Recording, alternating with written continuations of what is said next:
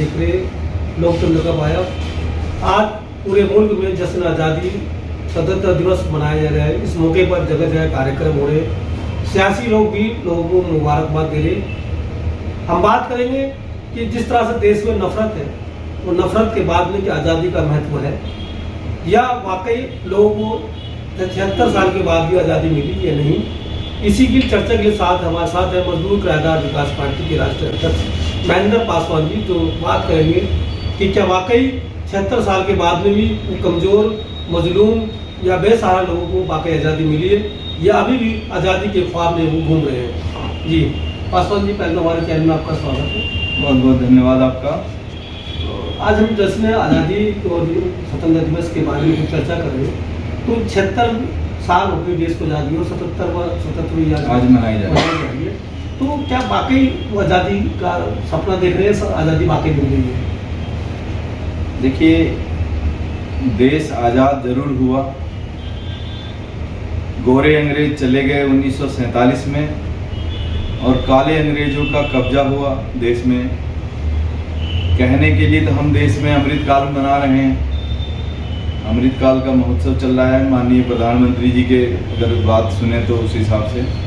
लेकिन देश में भूखमरी की लड़ाई अभी बाकी है, गरीबी की लड़ाई अभी बाकी है, सामाजिक उत्थान की लड़ाई अभी बाकी है।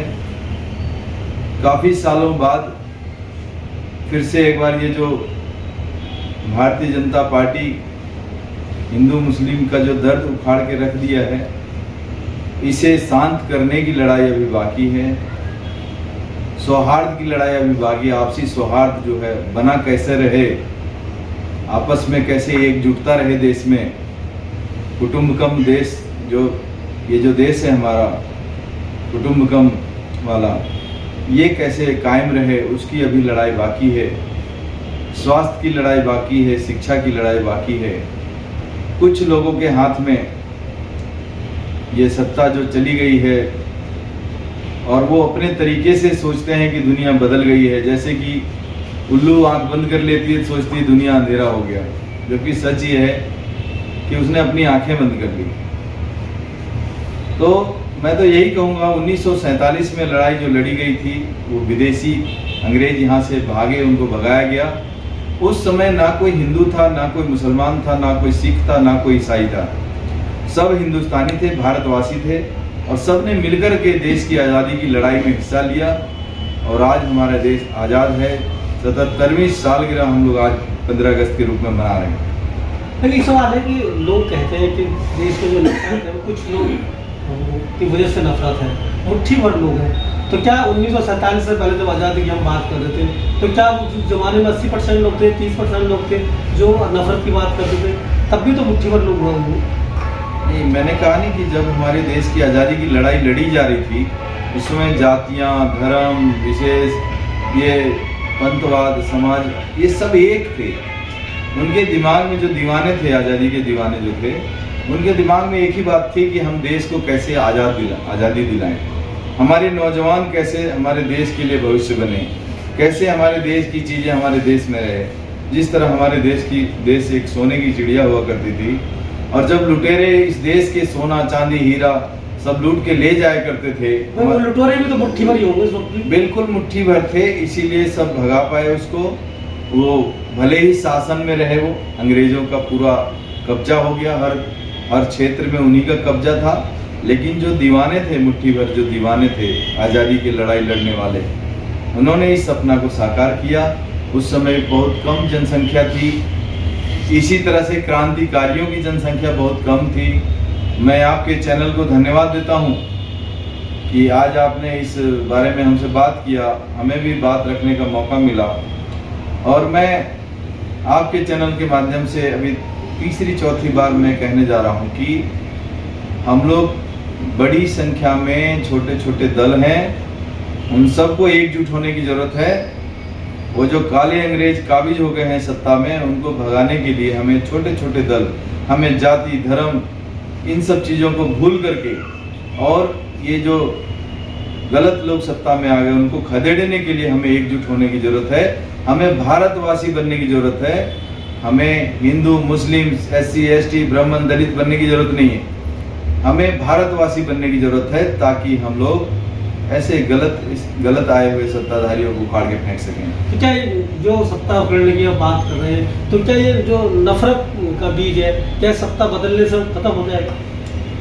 हालांकि इतना आसान नहीं है, आपकी बात सही है कुछ हद तक, लेकिन जब ये बार बार नहीं होगा। अभी क्या होता है, कभी आप मणिपुर को देख लेते हैं, कभी आप नूह में देख लेते हैं, कभी हरियाणा में देख लेते हैं, कभी किसी और राज्य में देख लेते हैं। ये सब चीजें कम हो जाएंगी जब सत्ता बदलेगा। दिन के जो हुड़दंगी हैं, जो सत्ताधारी पार्टी को समर्थन करने वाले हुड़दंगी हैं, उनको एक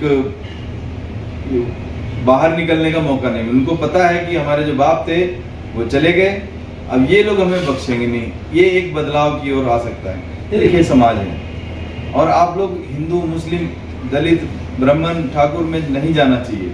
हमें देश की तरक्की तभी होगी जब देश के लोग विकसित होंगे, जब हमारे देश के सभी वर्ग अमीर होंगे, सक्षम होंगे, तभी देश अमीर बनेगा और सक्षम बनेगा। तो मेरा एक और सवाल था कि जिस तरह से जब देश आज़ाद हुआ था तो लगातार गरीब से गरीब, कमजोर से कमजोर व्यक्ति को रोजगार मिलेगा, उसकी सुख सुविधाएं मिलेंगी, उनको कोर्ट से न्याय मिलेगा, उनको जीने का अधिकार मिलेगा। लेकिन आज भी युवा और पढ़ लिख के बेरोजगार घूम रहे हैं, एजुकेशन नहीं मिली है। वहाँ बहुत सारे दलितों को, बहुत सारे कमजोर लोगों को बहुत सारे शासन में रहने का अधिकार नहीं है, उनको जीने का अधिकार नहीं है। तो क्या बाकी को जो आज़ादी है उनके लिए अभी भी सपना है? यहाँ पे जिनके पास बहुत सारा पैसा है उनके लिए कानून और व्यवस्था काम करता है।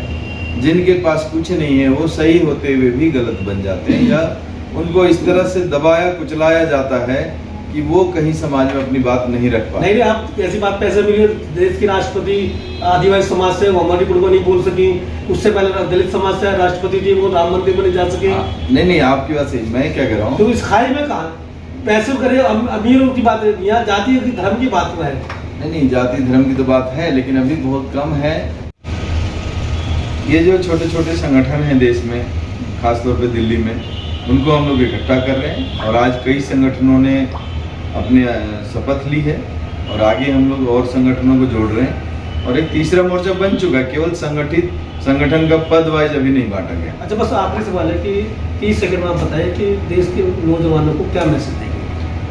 देश के नौजवान हमारे देश के बहुत बहुमूल्य लोग हैं, उनकी वजह से सत्ता परिवर्तन आएगी। तो मैं नौजवानों से कहना चाहूँगा कि आप थोड़ा सा नफरती और जातिवाद संगठन से दूर रहें, धर्मवाद संगठन से दूर रहें, और अपने भविष्य के लिए काम करें। अपने भविष्य के लिए किसी पार्टी का साथ दें, जहां आपको रोजगार मिले, जहां आपका तरक्की हो, आपके परिवार का उत्थान हो, जहां आपके बच्चे एक खुशहाली की ज़िंदगी जी सकें, जहां महिलाएं आज़ादी से रह सकें, काम कर सकें। इस तरह के संगठन हमारा तीसरा मोर्चा है, और हम चाहेंगे कि आप लोग आएँ, और इसमें बड़े से बड़ा, छोटे से छोटा पद सब खाली है आप सभी नौजवानों के लिए।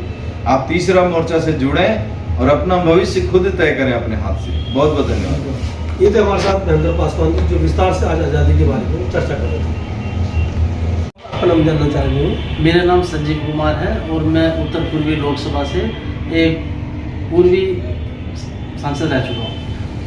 तो हम बात करते हैं जश्न आज़ादी है, स्वतंत्रता दिवस में, तो महिलाओं को, नौजवानों को क्या मैसेज देंगे? मैं अपने क्षेत्र के सभी महिलाओं और नौजवानों को ये मैसेज देना चाहता हूँ कि 77वें स्वतंत्रता दिवस की सबसे पहले तो आपको शुभकामनाएं। और मैं ये चाहता हूँ कि एक तीसरा गठबंधन बन रहा है, एक तीसरा मोर्चा बन रहा है। अपने विकास के लिए, अपने क्षेत्र के विकास के लिए, अपने समाज के विकास के लिए आप आगे आएँ और उससे जुड़े, क्योंकि कहीं ना कहीं सभी युवाओं का, सभी महिलाओं का एक ही सपना है कि उन्हें रोजगार मिले, उन्हें आज़ादी मिले, उन्हें स्वतंत्रता से घूमने का एक अधिकार मिले, जो कि अभी नहीं हो पा रहा है। क्योंकि हमारे देश में तरह तरह की भिन्नताएं चल रही हैं, ना तो रोजगार के साधन है, ना आज़ादी के साधन है, और धर्म के नाम पे, पंथ के नाम पे, क्षेत्र के नाम पे सभी लोग बटे हुए हैं। ऐसा ना हो, और इसके लिए मैं यही चाहता हूँ कि आप सभी लोग आएँ और अपने हित की बात को सोचते हुए, अपने विवेक से काम लेते हुए ये देखिए कि कौन आपके हित के बारे में सोच रहा है और कह रहा है। अगर आपको लगता है कि कुछ चेंज आना चाहिए तो आप थर्ड मोर्चा के साथ आइए, जुड़े और विकास की इस नीति में हमारा साथ दें। धन्यवाद।